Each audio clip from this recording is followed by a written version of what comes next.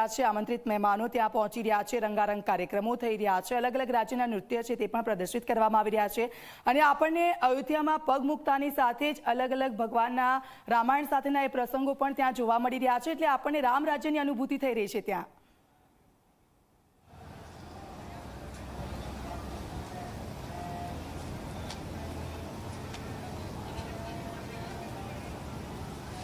બિલકુલ થી રઘુવંશનું સામ્રાજ્ય જાણે ફરી એકવાર સ્થપાઈ રહ્યું હોય તેવું સ્પષ્ટપણે લાગી રહ્યું છે। કહેવાય છે કે પ્રભુ કી કૃપા ભયહુ સબ કાજુ, એટલે કે જો ભગવાનની કૃપા હોય છે તો બધા કામ સરળ થઈ જાય છે। 500 વર્ષનો સંઘર્ષ જરૂરથી રહ્યો છે, પણ એ સંઘર્ષ બાદ, એ બલિદાનો બાદ હવે એ સપનું સાકાર થવા જઈ રહ્યું છે, જે દેશે જોયું હતું, જ્યાં સનાતન ધર્મનો સૌથી મોટો પ્રાણ પ્રતિષ્ઠા મહોત્સવ કહી શકાય, જ્યાં આપણા મર્યાદા પુરુષોત્તમ ભગવાન શ્રી રામ, આપણા રામલલ્લા પોતાના બાળ સ્વરૂપમાં ભવ્ય નવ્ય મહેલમાં બિરાજમાન થવા જઈ રહ્યા છે। એ ઘડીની આતુરતાથી રાહ જોઈ રહ્યા હતા, એ ઘડી આવી પહોંચી છે, બસ હવે કલાકોની ક્ષણો બાકી છે। પ્રધાનમંત્રી નરેન્દ્ર મોદીથી લઈને બધા લોકો જે પણ આમંત્રિત મહેમાનો છે તે ધીમે ધીમે પહોંચી રહ્યા છે। અમે પણ પૂરા અયોધ્યામાં જે રીતે ફર્યા છીએ, સતત રામ નામ જપતી અયોધ્યા નગરી રાત્રે પણ સૂતી નથી। ખુદ અમારી આંખોએ અમે જોયું છે, અમારા કાનોથી અમે સાંભળ્યું છે અને અમારા મનથી અમે અનુભવ્યું છે। અત્યારે અમે રામકી પેઢી પર આવેલા છીએ, જ્યાં સરયુ નદીનો ઘાટ, સરયુ નદીનું પાણી વહી રહ્યું છે અને આ પવિત્ર નદીમાં આટલી ઠંડીમાં પણ સ્નાન લોકો કરતા જોવા મળી રહ્યા છે। ત્યાં સુધી ઠંડી એટલી છે કે મેં પણ હાથમાં મોજા પહેર્યા છે, પણ છતાં પણ અહીંયા જુઓ તમે, એ ઠંડીની એનો ડર રાખ્યા વગર કઈ રીતે આ પવિત્ર નદીમાં, પવિત્ર સરયુમાં સ્નાન કરતા આ તમામ લોકો આપણી હિન્દુ સંસ્કૃતિની આસ્થા અને આપણી ભક્તિ બતાવે છે કે આખરે આપણા ભગવાન પ્રત્યેની આસ્થાની તાકાત કેટલી હોય છે, શક્તિ કેટલી હોય છે। સરયુ નદીમાં સ્નાન સાથે કહેવાય છે કે તમારા તમામ પાપ ધોવાઈ જાય છે। સરયુ નદીમાં સ્નાનની સાથે ભગવાન રામ તમારા પર પ્રસન્ન થાય છે, અને જો ભગવાન રામ તમારા પર પ્રસન્ન થાય દીક્ષિતા, તો પછી બીજા કોઈના આશીર્વાદની જરૂર નથી પડતી, કેમ કે ભગવાન રામે ખુદ કહેલું છે કે જ્યાં સુધી હું તારી સાથે છું તારે કંઈ ચિંતા કરવાની જરૂર નથી। તો બસ અયોધ્યા નગરીમાં જેટલા પણ અયોધ્યાવાસીઓ છે અને બહારથી પણ જેટલા લોકો, જેટલા ભક્તો અહીંયા પહોંચ્યા છે, તમામ લોકો એ જ કામના કરી રહ્યા છે કે ભગવાન રામ, તમે તો ઘણો સંઘર્ષ કર્યો, પણ તમારા સંઘર્ષની વચ્ચે અમે તમારી સાથે રહ્યા। આ પડી છે, આ પળ આવ્યું છે, આ ઘડી આવી છે, એ ઘડીમાં પણ અમે તમારી સાથે છીએ।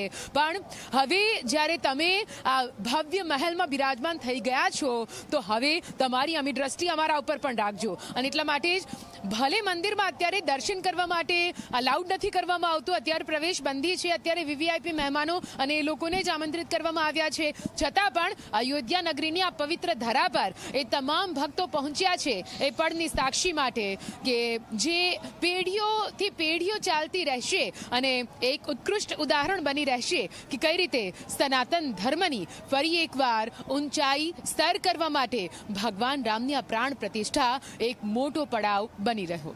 દીક્ષિતા, બિલકુલ આપની પાસેથી અપડેટ્સ લેતા રહીશું। તો આજની ઘડી એ સુવર્ણ અક્ષરે લખાશે, કારણ કે આપ જુઓ તમામ લોકો જે ત્યાં પહોંચી રહ્યા છે, ભાવ વિભોર થઈ રહ્યા છે, પ્રભુની અમી દ્રષ્ટિની તેઓ રાહ જોઈ રહ્યા છે। અમારી સાથે સ્ટુડિયોમાં જ્યોતિનાથજી મહારાજ પણ ઉપસ્થિત છે। જ્યોતિનાથજી મહારાજ, આપણે જોયું કે અત્યારે અવધ નગરી છે રામમય બની ગઈ છે, કણકણમાં રામનો વાસ હોય તેવી અનુભૂતિ તમામ લોકોને થઈ રહી છે, અને સાથે સાથે ભારતની સંસ્કૃતિ, એકતામાં વિવિધતા એ પણ ત્યાં જોવા મળી રહી છે, ઝાંખી એક આપણને। હા દીક્ષિતા, મૂળભૂત આપણે ક્યાંક અવધનગરી રામમય બની ગઈ છે એવું કહીએ તો થોડીક તકલીફ લાગે, કારણ કે સમગ્ર તય વિશ્વ તેનો મોટો ભાગ,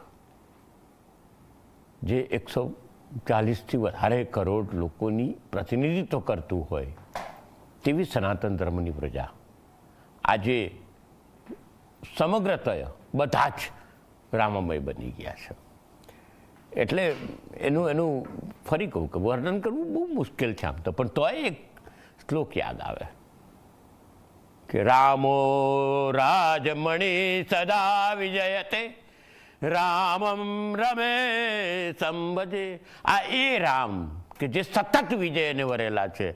આખા તમે રામાયણમાં તમે વાંચો કે આખી પ્રક્રિયા વાલ્મીકી કૃતમાં પણ વાંચો કે ક્યાંય હાર નથી, એવા સદા વિજય તે બ્રહ્માંડ નરેશ ને તેમના આજે જ્યારે પદરામણા થઈ રહ્યા હોય ત્યારે એની ખરેખર લોકોમાં એક અલગ જ માહોલ આ ઉત્પન્ન થાય, કારણ કે કોઈ દિવસ ભગવાન એકલા નથી આવતા.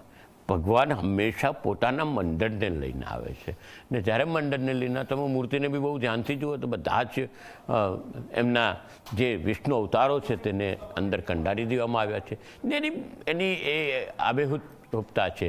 મૂર્તિ કાળી પણ છે, કારણ કે વાલ્મીકી કૃત રામાયણમાં શ્યામવર્ણ રામ લખેલા છે, શ્યામવર્ણ કૃષ્ણ લખેલા હોય ત્યારે એનું વર્ણનને એની આધ્યાત્મિકતા સચવાઈ રહે.